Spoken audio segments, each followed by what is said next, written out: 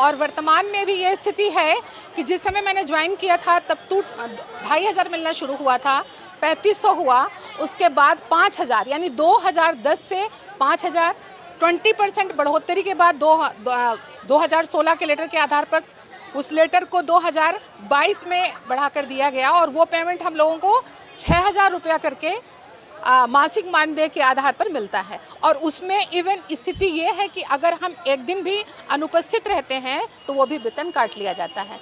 और विद्यालय जितने भी हैं वो इतने दूर दूर क्षेत्रों में हैं कि हम लोगों को आने में प्रतिदिन का जो व्यय होता है वो लगभग मान के चलिए 100 रुपीज़ खर्च हो ही जाता है।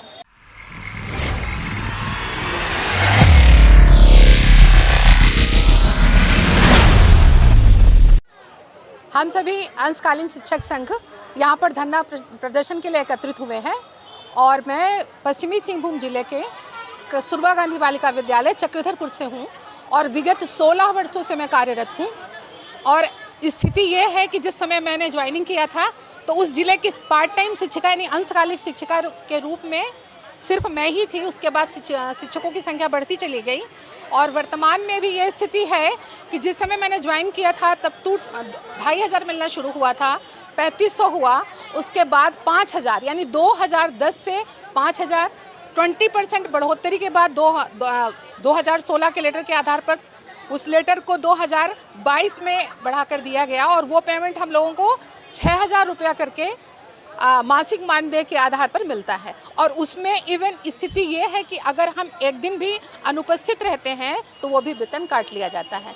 और विद्यालय जितने भी हैं वो इतने दूर दूर क्षेत्रों में हैं कि हम लोगों को आने में प्रतिदिन का जो व्यय होता है वो लगभग मान के चलिए 100 रुपीज़ खर्च हो ही जाता है।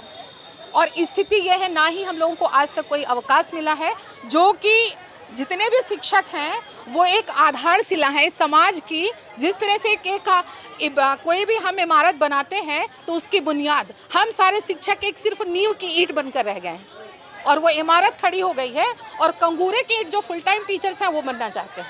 योगदान सारा हमारा रहता है लेकिन सारा क्रेडिट वो लोग लेना चाहते हैं। स्थिति अभी ये है। तो धरना हम लोगों का, मैंने भी इसके विगत कई वर्षों पहले इस विषय पे हमने चर्चा की है, यानी कई बार हम लोग आते रहे हैं, तकरीबन 5-6 साल हो गए हैं। कभी हम लोग जा कर के डीसी सर से मिलते हैं, कभी हम डीओ से मिलते हैं, कभी हम जा कर के हमारे जो विधायक हैं उनसे मिलते हैं, कितने सारे मंत्रियों से मिले, राजभवन, इसके पहले भी हम लोग रांची आए हैं। लेकिन जी आश्वासन, सिर्फ आश्वासन ही आश्वासन, उसी की बदौलत हम लोग चलते जा रहे हैं। मतलब कहने का मतलब आज एक जो बच्चा था वो युवा हो गया है और हम जहाँ हैं वहीं है। मेरे छोटे छोटे बच्चे आज बड़े हो गए हैं और हम वहीं उसी स्थिति में, यानी उम्र के ऐसे पड़ाव में, यानी 52 ईयर्स मेरी अभी एज हो चुकी है और उम्र के इस पड़ाव में अब हम कहाँ जाएंगे। जो दौर था मैंने सारा उसी सेवा में समर्पित कर दिया और कोई भी आज तक अवकाश नहीं। तो मेरा सरकार से अनुरोध है कि हम लोगों को सारे जितने अवकाश हैं जो मिलते हैं, मात्र एक जो मानदेय, जो सम्मानजनक मानदेय है वो निर्धारित किया जाए और जो अवकाश मिलने चाहिए, मातृत्व अवकाश, CL, वो सारे हम लोगों को मिलें। तो ये मेरा सरकार से अनुरोध है। और आपको हम बता दें, चक्रधरपुर कस्तूरबा में मेरे विद्यालय की लड़कियां स्टेट टॉपर, कोल्हान टॉपर, जिला टॉपर, आज तक 100% रिजल्ट डालता रहा है। और इवन 20 पूरे राज्य भर में ये स्थिति है। और +2 की बात करेंगे तो हर बच्चा फर्स्ट डिवीज़न ही वहाँ से निकलता है। सरकार से कि जब हम इतने वर्षों से कस्तूरबा गांधी बालिका विद्यालय में कम मानदेय में सेवा देते आए हैं तो फिर आज हमारे साथ अन्याय क्यों हो रहा है। हमें भी एक संविदा कर्मी का मानदेय जो होता है, सम्मानजनक मानदेय मिले, एक संविदा कर्मी का दर्जा दिया जाए।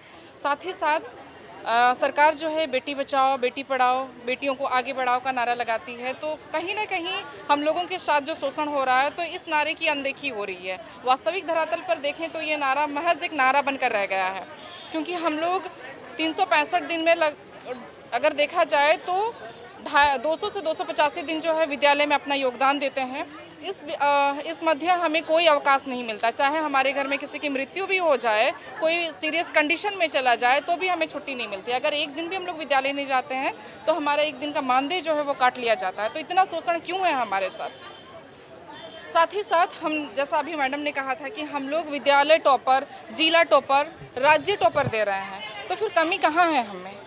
जब आप सरकारी शिक्षकों को सारी सुविधाएं दे रहे हैं, हम ये नहीं करें कि हमें सारी सुविधाएं दीजिए, लेकिन हमारी आपसे मांग है कि एक सम्मानजनक मानदेय दें। हमारे नाम के आगे जो ये पार्ट टाइम लगा है, ये अंशकालिक शब्द जो लगा है, इसको हटाया जाए, क्योंकि हम भी एक सम्मानजनक शिक्षक हैं, देश का भविष्य गढ़ रहे हैं, तो फिर हमारे आगे ये पार्ट टाइम क्यों है?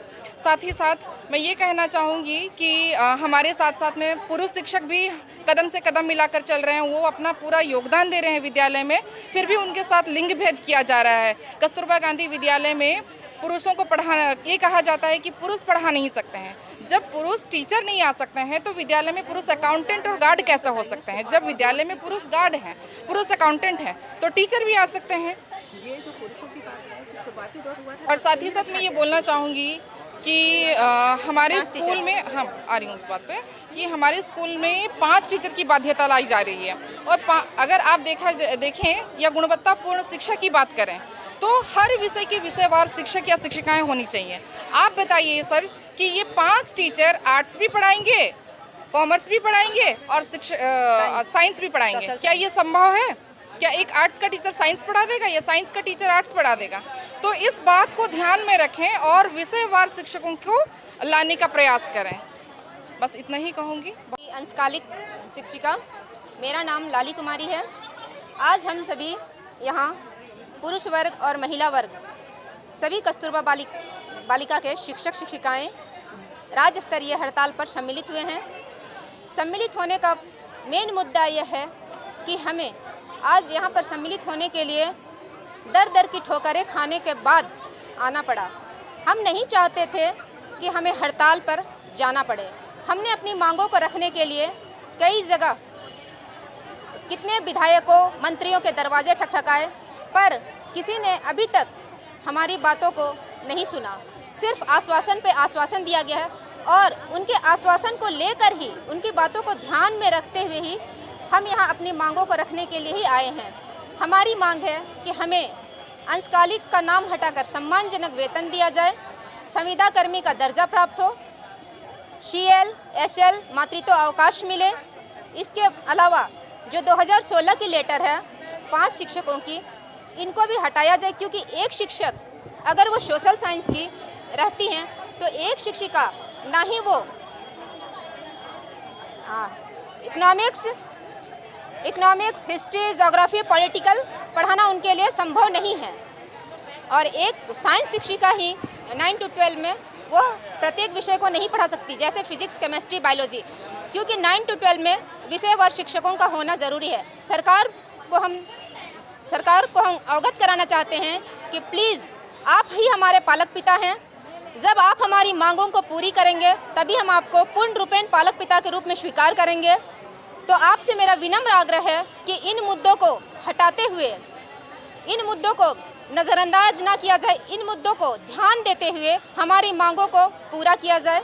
आज यह धरना प्रदर्शन को हम लोग स्थापित किए हैं राजभवन के सामने में। 2 दिवसीय धरना प्रदर्शन आप लोग कर रहे हैं, अगर इसके बाद भी सरकार बात नहीं मानती है तो आगे की रणनीति क्या होगी? आगे की रणनीति यही सोचे हैं सर कि आगे जो होगा अनिश्चितकालीन हम लोग का धरना प्रदर्शन किया जाएगा और सरकार से हम लोग मनवाने का प्रयास करेंगे सर।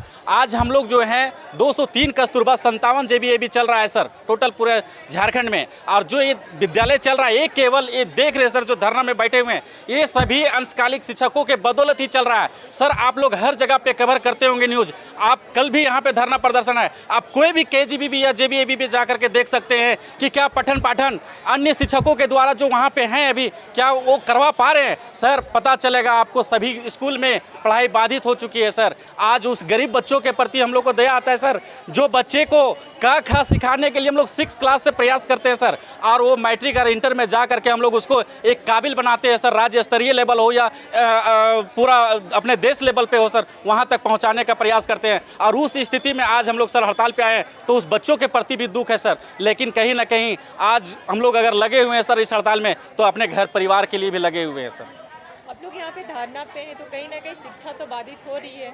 जी मैम, ये तो हम बात कह ही चुके हैं मैम कि शिक्षा जो बाधित हो रही है इसका अफसोस है मैम हमें, लेकिन हम लोगों ने सरकार को जगाने का ये प्रयास कर रहे हैं, अनुमोदन करवाए हैं सर सभी विधायकों से, सभी मंत्रियों से, फिर भी सरकार हमारी बातों को नहीं माना, जो आज मजबूरन हम लोग को ये हड़ताल करना मजबूरी पड़ गया सर। आज आपका परिचय? मेरा नाम प्रकाश कुमार रजाक हुआ, मैं हजारीबाग जिला से हूँ सर।